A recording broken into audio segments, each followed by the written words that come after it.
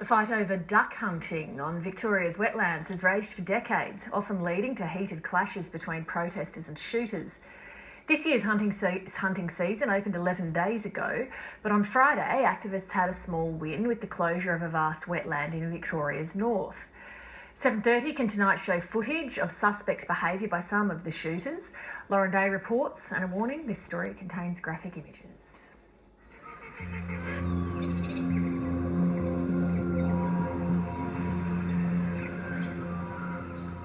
A bird's eye view of a battleground. For decades, duck hunters and activists have fought over this reserve in Victoria's north. But on Friday, the guns fell silent. The GMA had decided to close this particular wetlands, the Bale Bale, Little Bale Bale, and the wetlands that's collectively known as the Marshes. And I think it's just sort of too little, too late, really. There's not many birds left out here after the weekend. So where are you taking us, Luke? Just down to the pits where we initially found the birds. Days after the opening of the season, the Coalition Against Duck Shooting says they found 2 pits containing almost 200 whole game birds, which they say suggests some hunters are shooting above their 10-bird limit. This footage appears to show the moment they dug up their grim find. Tail, hardhead, tail, hardhead, Wood duck, tail, wood duck, whole. They're all whole. Pinky. It's a travesty. About 3 metres this way, we found the second pit. And how many birds were in here? This one had 120. Wow, you can still smell it. Yeah, it's pretty disgusting.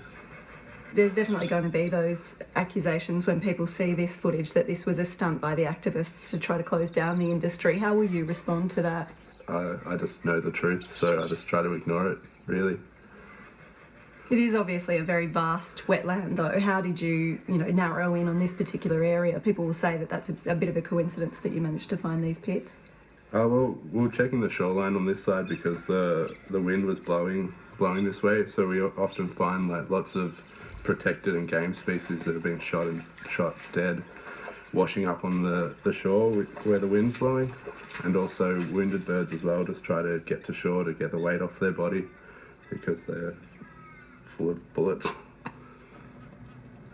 The protesters also have footage captured during the opening weekend showing hunters appearing to wound birds and then fail to put them out of their misery quickly. In one video, a hunter appears to try to break the neck of a downed bird, but while it's seemingly still flapping, drops it in the water to take further shots at other birds. 7:30 showed the Game Management Authority the footage. A lot of people, as you said, will find that footage confronting. Is that just the reality of what hunting looks like? Yeah, well, I think it is, particularly for people particularly sensitive to animal welfare issues, particularly for non-meat eating people who may be vegetarian, for example, and don't like the issue of meat, either hunted meat or processed meat. It's the death of animals is never pretty under any circumstances. I don't particularly see here anything really critically cruel, other than, of course, it's not pleasant to watch animals die for anyone. Yeah. On Friday, the authority closed wetlands in the state's north after the killing of around 100 threatened birds, as well as uncounted numbers of birds left wounded to die slowly on the water. Trying to deal with the protester activity at the same time as trying to enforce the compliance and regulation for the hunters. With 120, I think, estimated protesters and 2,000 shooters in the early light of the morning in a wet and heavily vegetated and difficult environment. So it was a difficult operation, I think, for everybody involved in it. Sounds like chaos. Well, the result looks like there was some chaos involved, certainly. The authorities' Brian Hine also reviewed the footage of the buried birds. They're all whole. While burying whole ducks is not illegal, killing more than 10 per day is a breach of the regulations. Look, it's possible there were a number of hunters there who shot their legal entitlement of birds, who don't value the bird and don't value the meat, and then buried them. That's a likelihood as well. It's also a likelihood that they have potentially shot their 10 birds on the day, their legal bag limit, and these birds have been above their bag limits. I'm not saying it's not a possibility that could be the case. We don't know. The body representing duck shooters, Field and Game Australia, told us it hadn't heard of any shooters exceeding the 10-bird bag limit. In a statement, it said it condemned the irresponsible and illegal hunting which happened at Koorangie, and that it had tarnished the entire hunting community. The Game Management Authority is reviewing the licensing arrangements for duck hunters and considering implementing more testing for identifying bird species and marksmanship. They're nothing but rubbish in a garbage bag. As activists continue to pull out dead and injured birds from the water, they want more. Full closure of the duck shooting season, just for it not to happen. It's just outdated. It's a barbaric and brutal thing that happens on our wetlands, and yeah, it's just devastation to the native waterbirds as well.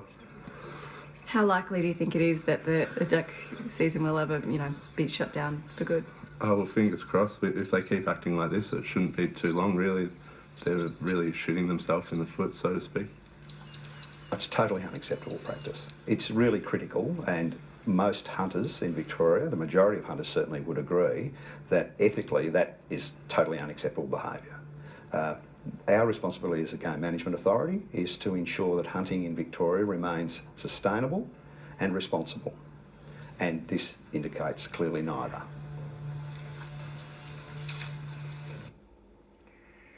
Last night, the AFL gave out the first best and fairest